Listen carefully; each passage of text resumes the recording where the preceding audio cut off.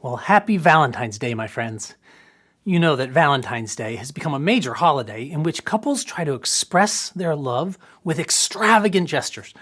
We've all heard stories about Valentine's wedding proposals, surprise trips to Paris, or outlandish gifts like an $800 box of roses. Not making that up. And if you're really in love, then you can have those roses shaped into a teddy bear for only $10,000. And it's only going to last for a few weeks, but during that brief window, you can hug it as much as you want. I'm being told that no, you can't hug it. Don't do that. It's a temporary teddy bear that you can't touch. But I'm still a bargain at only $10,000 plus shipping. Probably a few of you watching this didn't get your $10,000 teddy bear today. Does your partner love you at all? Of course, some of you would prefer something more personal. And if you're thinking about getting married, I've got it. This year, some Dunkin' Donuts are offering drive-through I do's. Again, not making this up. Nothing says, hey, I've thought this through deeply and you can trust me with your future more than a last-minute drive-through I do. It's perfect for the folks that wish champagne had a bit more caffeine. Well, speaking of love, the Bible passage we read today is kind of a love story. In fact, it's 3 love stories all woven together. The first love story is obvious. It's about Mary's love for Jesus. I mean, talk about an extravagant expression of love. She puts that floral teddy bear to shame. Let's look at it together. In the last chapter of John's Gospel, Lazarus died. And his sisters, Mary and Martha, they were beside themselves, of course. They wept bitterly. But then Jesus shocked everyone by miraculously raising Lazarus back to life. Astounding! We can only imagine the joy and awe that Mary, Martha, and Lazarus must have felt. So it's no surprise that when they heard that Jesus would be passing back through town again, they wanted to host a party in Jesus' honor. But it wasn't at Lazarus' house. We learn from Matthew's Gospel that it was held at the house of Simon the leper, who's probably their father or Martha's husband. The Bible isn't quite clear. What is clear is that Simon must not have been a leper anymore because no one could go near a leper's house. You know how paranoid we get these days when, we're out somewhere, maybe in a line at a grocery store, and someone nearby suddenly starts coughing repeatedly? Right? Everyone else freaks out and moves away. We don't want to get COVID. Well, this is a bit like the way that people thought of leprosy back then. The word doesn't simply refer to what we call leprosy today. It applied to a whole class of infectious skin diseases that had no cure and could be deadly. So people wouldn't go near a leper for fear of contracting the disease themselves. Lepers were required to shout, "Unclean! Unclean!" every time they walked down a street so that everybody else could clear out. And yet here's Simon the leper hosting a big dinner party, which can only mean that Simon was one of the many lepers miraculously healed by Jesus. Jesus had blessed this family twice with life-changing miracles, so no wonder they're so grateful. But throwing a party just didn't seem like enough. I mean, if a neighbor with a snowblower offers to clear your driveway after a big storm, maybe you thank them by inviting them to dinner. But when someone literally revives you from death, twice, your grandma's secret recipe just doesn't cut it. A flower teddy bear won't even be enough. So Mary does the most extravagant thing she can think of to express her love for Jesus. It was the custom in that culture to give guests a little dab of fragrant oil when they arrived at your home. But Mary wanted to do more. Back in those days, people didn't have bank accounts the way we do today. People had to store their savings in durable goods like rugs and livestock, precious metals, or perfumes, which could be exchanged for money whenever the need arose. In many parts of the world, people still do this today. Mary's life savings were stored in a sealed alabaster jar of perfume. Spikenard was made by distilling the dried roots of the jatamansi plant that grows high up in the slopes of the Himalaya Mountains in northern India. Because of the dangerous terrain and climate up there, The roots could only be harvested between the months of October and December. But despite its scarcity, spikenard was in great demand. The ancient Egyptians imported it, King Solomon wrote about it in the Bible, and rich Romans loved it. Besides being fragrant, it was known to be very good for skin care and curing various ailments. But those benefits came at a high cost. It would take an entire year's salary for a typical worker to purchase the 17-ounce jar that Mary had. Today, the median annual income in Massachusetts is about $70,000. So can you imagine a $70,000 jar of perfume? No doubt, that was the most expensive thing Mary's family owned. It's probably been set aside to pay for her dowry when she gets married, which in a patriarchal society is key to her future security. So this is more than perfume. This is her life. It's her hope, her future, all that she has. That is what she decides to give to Jesus. So she cracks open the jar, and instead of giving him the traditional dab, she pours the whole thing over Jesus. Now, that must have made a scene. It may not be very spiritual, but the first thing I think of when I read this story is an experience I had back in high school. I'd started attending a local church, mostly to meet girls, and one day I decided to take my game to the next level. I bought cologne. But I'd never used it before, and the instructions weren't clear about how much to use or where to apply it. Better safe than sorry, so I decided to put it everywhere. I filled my palm and then splashed it on my neck, and then another handful on my chest, and more handfuls on each armpit, and then just, rubbed a little bit more on my belly just to make sure I got enough. And I admit that the smell was a bit overpowering in my car on the way to church, even with the windows down, but I figured that it would dissipate pretty quickly, and besides, I wanted to be sure the ladies noticed me. Well, that worked. They noticed me, because within moments, everybody was coughing and sneezing, and people nearby started moving away. But moving a few feet was futile. Because the whole room stunk like cheap TJ Maxx cologne. No joke, I had to leave in less than 10 minutes because my odor was unbearable. Even after showering several times, I could still smell it days later. That stuff is strong.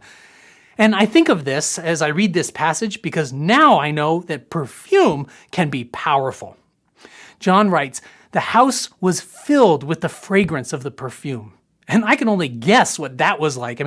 I use less than probably, 2 ounces of diluted discount swill. But Mary poured out 17 ounces of pure nard. That's something that the whole neighborhood was going to notice. When Mark and Matthew tell this story, they focus on her anointing Jesus' head, because nard was often used to anoint a new king. John adds that she also used it to wash his feet, which is even more dramatic, because in a culture where people walked with open sandals over paths that animals regularly pooped on, only the lowest slaves were assigned to wash feet. Higher-ranking servants refused to do it because it was just too humiliating. But here's Mary, not just washing Jesus' feet, she's washing them with her life savings. And she's wiping them with her hair. Talk about laying your pride at the feet of Jesus. She was doing that literally. And Jesus effused that her act was even more meaningful than most of them realized. When she poured this perfume on my body, she did it to prepare me for burial. Truly, I tell you, wherever this gospel is preached throughout the world, what she has done will also be told in memory of her. Jesus thought this was a big deal. But why? What's he talking about? Just before dinner, Jesus warned that soon he'd be crucified. But most of his disciples didn't get it because, God can't die. Maybe it's like a weird metaphor because it made no sense. They were on their way to victory. Jesus was the true king. Maybe Mary was the only one who understood. She realized why Jesus was headed to Jerusalem the next morning. Her family had been rescued by Jesus twice already. But here he was about to save them again in a way that would last forever. He was giving his life for them. And by the end of that week, he'd be executed to rescue the rest of us. Is that why she was so moved to worship? It was the custom in that time to embalm corpses in spices and perfumes. Is that what Mary was doing? If so, then no wonder she gave him everything she had. I mean, all we know for sure is that Mary loved him. And as we all know, love makes people do some crazy things. Michelle, my wife, and I, we started dating in high school. Now, needless to say, she hadn't been there for the cologne incident, so I got a fresh start with her. Anyway, when we reached 6 months of dating, I wanted to celebrate somehow. It was her responsibility to mow the lawn at her house, so one day I snuck over when she wasn't home and I mowed her lawn for her. But I left a huge 6 right in the middle. I mean, romantic, right? Well, the whole time I kept thinking about how thrilled she'd be when she got home and saw what I'd done. Later, I brought her back to her house and I proudly showed her the lawn. She seemed mildly pleased that I'd mowed for her, but then pointed to the middle and commented, "It looks like you missed a spot." "No," I explained, you're not seeing what it is. So excitedly, I led her inside the house where we could look down on the lawn from the upstairs window, and I asked triumphantly, "Now do you see what it is?" "Yes," she replied quizzically, "but why did you mow a 9 in the yard?" Ah! Well, my point is, love makes people do crazy, extravagant things that don't seem so crazy when you're in love. As crazy as spilling out your life savings at a dinner party and washing someone's feet with your whole future. And that's what Mary was doing because she loved Jesus so much. Sure, this was a bit over the top. I mean, it seemed crazy to everybody else. But that's what love does. It buys overpriced roses and $10,000 teddy bears. But Mary's gift was so much more meaningful than that. She was giving him the very best thing she had, something that represented her greatest love and her entire future. It represented her life, and she was giving it to Jesus as a beautiful expression of love.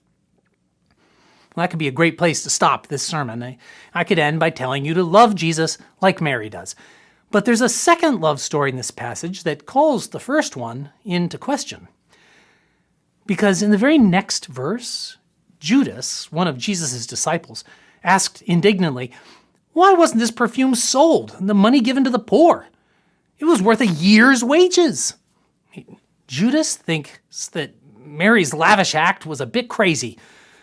Now, we all know that in this story, Mary is the heroine and Judas is the villain. John reinforces that when he inserts Judas, who was later to betray him.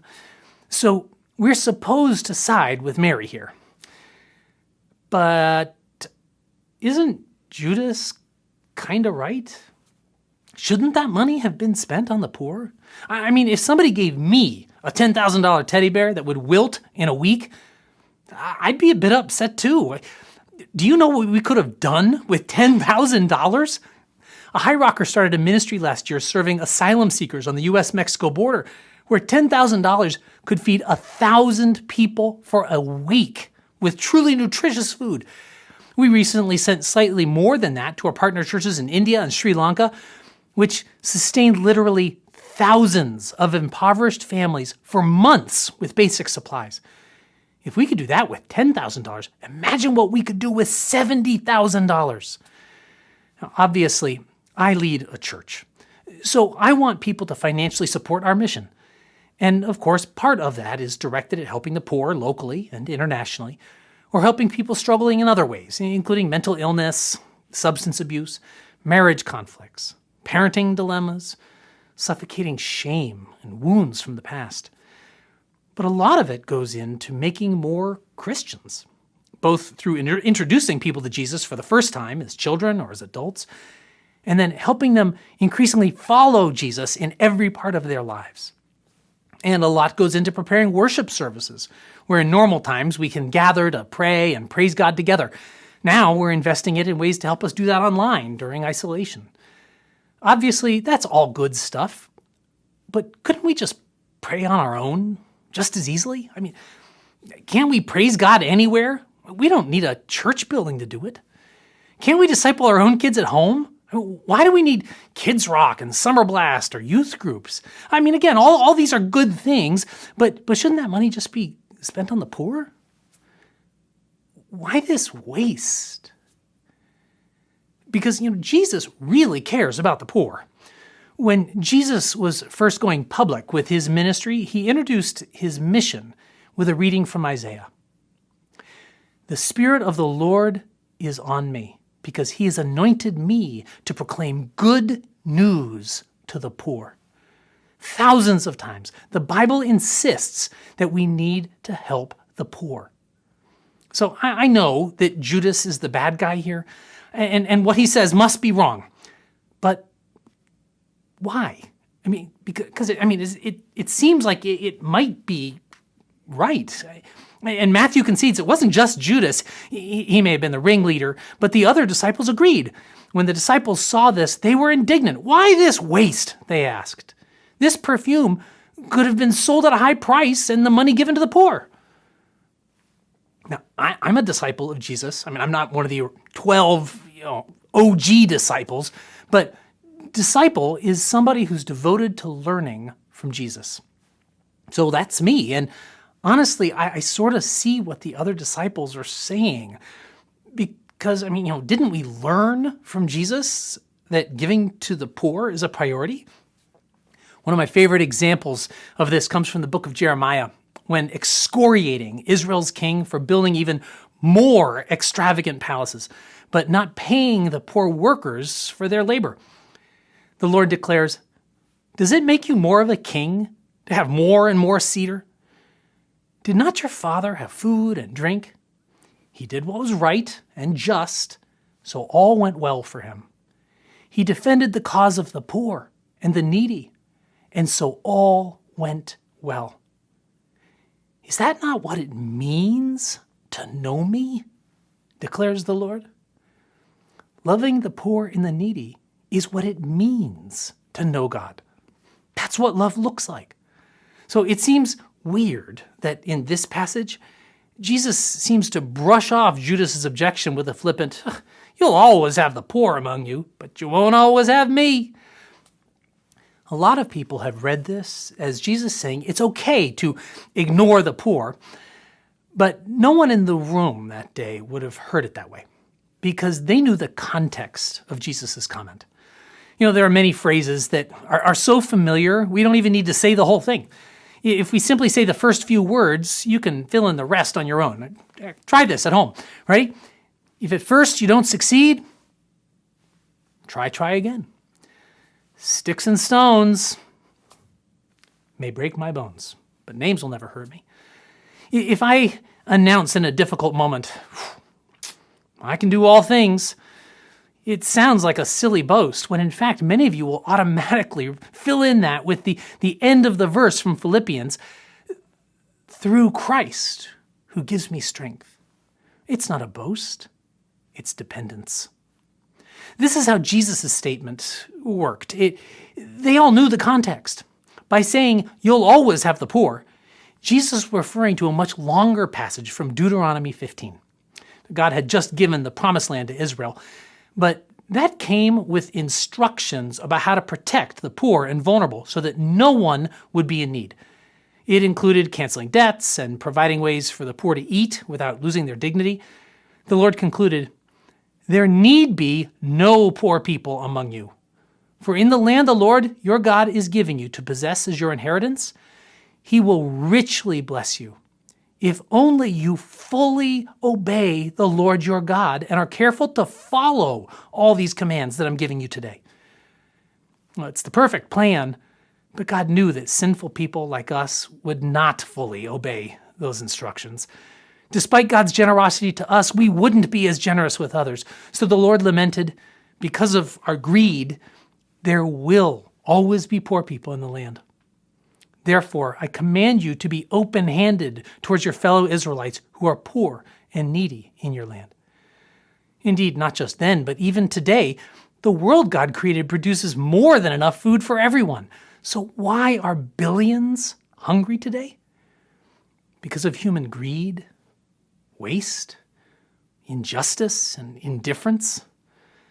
According to Deuteronomy 15, the fact that there are poor people is an indictment against an entire society that claims to love God, but callously ignores people made in His image, when it might cost us something.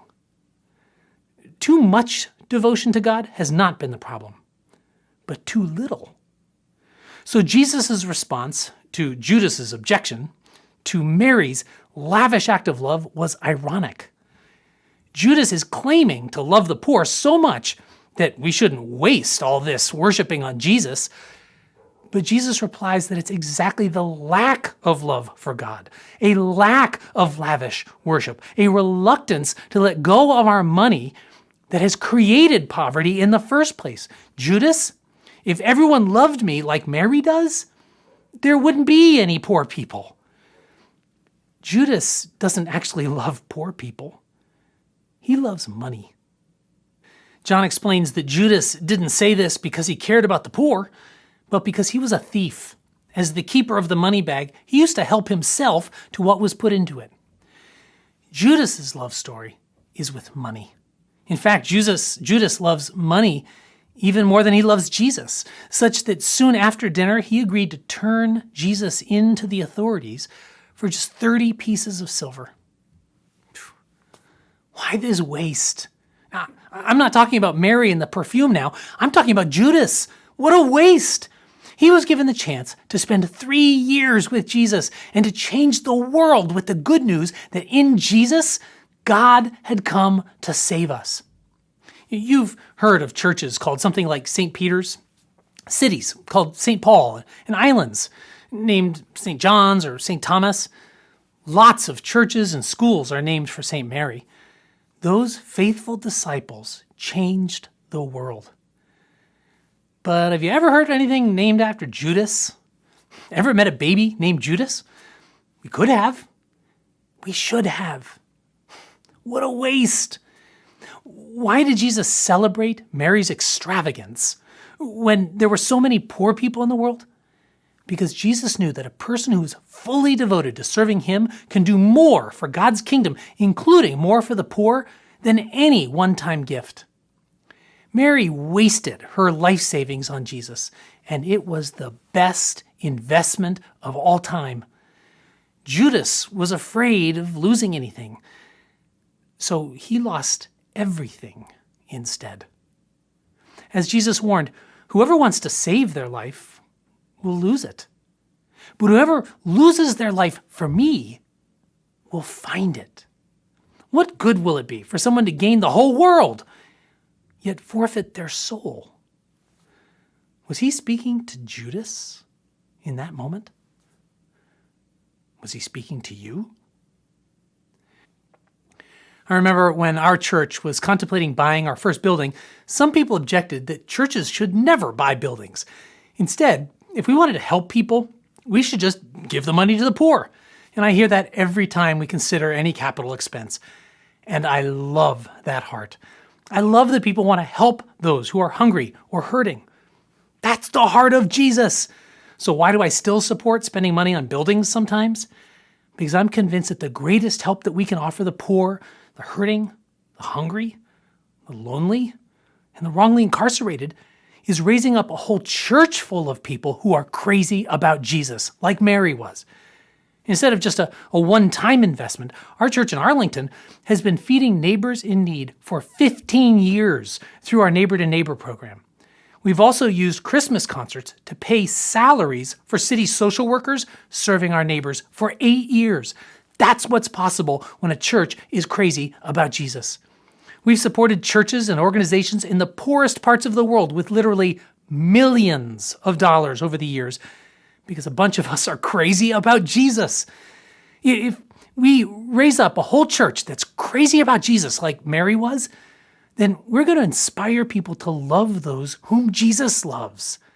And that can transform not just families, but entire communities and societies. And statistics bear that out. The Wall Street Journal reported on a study at Syracuse University which found that evangelical Christians give more than double the percentage of their income to charity than non-Christians. And that's on top of what they tithe at church. So their tithe is not included in that figure. Interestingly, evangelicals also give blood at an 18% higher rate than the national average. It seems that when people are crazy about Jesus, like Mary was, they don't ignore the poor. In fact, they give much more. Because when you love someone, you start to love the other people they love too. When the churches in Macedonia learned about God's love for them, they gave generously to those in need, despite their own limited means. Even Paul thought they were a little crazy, and they were. They were crazy in love with Jesus, so they wanted to bless others the way they'd been blessed. And I've seen this same thing at High Rock. Instead of planting churches, we could have just sent checks to people in need, but by planting churches, we've created new spiritual communities for people in need and sent thousands of checks as well. I know a man who started following Jesus seriously for the first time after coming to High Rock a few years ago. He soon realized that following Jesus meant doing things that he would have thought were crazy before. So he sent a huge check to one of our mission partners overseas that's helping people in some of the poorest parts of the world. Then he began using the principles he was learning from Jesus to transform the company that he leads so that even more people are being blessed. Another High Rocker started the ministry I mentioned earlier to help asylum seekers languishing on our southern border. She has a job and kids, so what she's done is a little crazy. But that's what love for Jesus makes us do. And that's why so many other High Rockers have joined her. It's the same kind of crazy that gave birth to High Rock Lexington's incredible ministry in Uganda that feeds and educates hundreds of kids, High Rock Metro West's devotion to supporting people with mental health challenges, and the group of High Rockers who started a new ministry to support people with disabilities. It's the same kind of crazy that caused 17 High Rock families to start collecting food in their neighborhoods during COVID. Every week, stuffed minivans arrive at our house to unload their treasures of beans and rice and diapers and maseka so that other High Rockers can deliver them to a food pantry in Chelsea, one of the poorest and hardest hit immigrant communities in Greater Boston. What sustains people in ministries like these?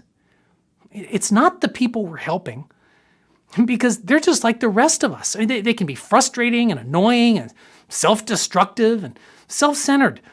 We're going to burn out and grow bitter if we're doing it for them. No, what sustains us is the kind of crazy love that Mary had for Jesus, which inspires us to love all those created in his image. Jesus, the one who loved sinners enough to give his life for them. I mean, I could tell you great stories all day about High Rockers who love others because they love Jesus, including a dentist who refuses to charge people serving in ministry or missions. So they fly in from all over the world to get free work from him, which now represents more than 10% of all the patients he sees. He foots the bill for the hygienists and all the equipment, so it costs him to do this, which any business school student can tell you is crazy. But that's what happens when people fall in love with Jesus. Speaking of business school students, I had another buddy in my Bible study at Harvard Business School years ago who'd been grieved by the hopelessness in some urban housing projects. So he went to business school in order to prepare for a very specific job that would enable him to make a real difference. And 2 years later, after lots of hard work and prayer, he got that job. But he also got an offer that paid 50% more in a posh office, doing something that it wouldn't accomplish the dream that God gave him, but it was much more impressive to his parents and classmates. So he took it. Now I say, that is crazy. What a waste. Now, I'm certainly not trying to slight anyone who went to business school. I could bore you with story after story of High Rockers in business or finance who may have jobs like Judas the treasurer, but they have the hearts like Mary's. Today, we heard from the McRaes. Last week, we heard from Grace Chang Nicolette. And next week, or maybe a week after that, we'll hear from Larry Andrews. These people are leveraging their positions to love in ways that probably seem crazy to their peers. but smell like sweet worship to Jesus. Now, I know that some of you are barely scraping by during this pandemic, and for you, maybe just continuing to tithe feels like a crazy act of faith. Or maybe God is calling you to worship with your time by serving somehow. Maybe just continuing to trust God, even when you've lost your job, is an act of worship that people around you think is crazy. Others of you have had the year of your lives in the stock market. It's tempting to just keep building bigger barns and bigger bank accounts and justifying it by imagining all the great things we'll be able to do with all of that money later on, someday, when I get just a little bit more. Maybe you need to learn something from Mary today. Maybe you need to do something a bit crazy. It's not enough to applaud ourselves for the virtuous things that we might be willing to do someday. No, worship means putting our passion into action, like Mary did. Church, sometimes we try to be too reasonable in our worship of Jesus. We don't want to follow Jesus in a way that's going to cost anything to our careers, our social lives, our families, our retirement plans. We follow Christ with that same careful calculus that Judas had. Love Jesus, but don't do anything too crazy. When I was in junior high, I was going through the attic with my mom, and we came across her college yearbook. As we leafed through the pages, she told me about the various people that she remembered, but one guy stood out. He'd been a football star and one of the top students, so I asked what he did with his life, and she replied that he'd become a missionary overseas. I'm not sure exactly what words I used, but my reply was something like, "What a waste. That guy could have been anything, maybe a pro athlete or a CEO, something important, not a missionary." In my non-Christian mind, that seemed crazy. Friends, if we put love for Jesus into action, like Mary did, we're going to get criticized for it. And sometimes by other Christians. When Michelle and I were first contemplating adopting a group of teenaged orphans from Africa, it was another Christian family that told us not to. We must be crazy. Maybe we should be a little crazy. Maybe that's what love looks like. That's what Mary's love looked like. It's what Jesus' love looks like. Jesus gave his life. The only perfect person who's ever lived, the Son of God, gave his life to save sinners who hated him. What a waste. Thank God he didn't listen to the accountants.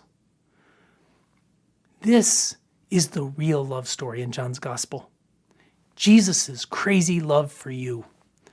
Jesus poured out his blood for us. Maybe the only reasonable response is to be a little bit more crazy about Jesus, like Mary pouring out her life for him. It wasn't a waste. It was worship. So I wonder, what's your alabaster jar?